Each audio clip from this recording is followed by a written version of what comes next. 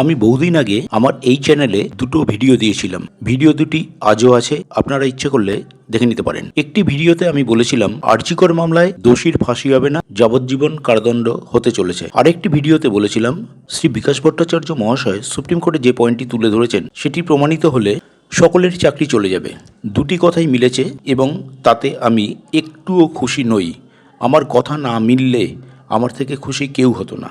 এবার বলছি, রিভিউ পিটিশনে টাকা ফেরত দিতে হবে না, এর থেকে বেশি কিছু রায় আসার সম্ভাবনা আমি এক ফোঁটা দেখছি না। আমি তাই বলছি, শ্রী কপিল সিব্বল, শ্রী মনু সিংভি, যাকেই এই রিভিউ পিটিশনে দাঁড় করার আশা 1%-এর বহু নিচে বলেই আমার ধারণা।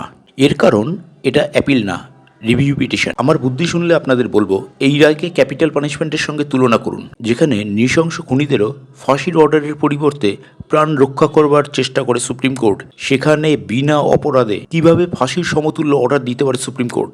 যদি দম থাকে, শ্রী কপিল সিব্বল, শ্রী হরিশ সালভে, শ্রী মনু সিংভি এই সকল বড় বড় উকিলের পেছনে না ছুটে সাহসের সঙ্গে সুপ্রিম কোর্টের রায়কে প্রথমে চ্যালেঞ্জ করুন, তারপর রাষ্ট্রপতির কাছে মার্সি পিটিশন দাখিল করুন। যদি বীরের মতো লড়াই করেন, জয় আসার সম্ভাবনা ক্ষীণ হলেও সম্ভাবনা কিন্তু আছে। ধন্যবাদ।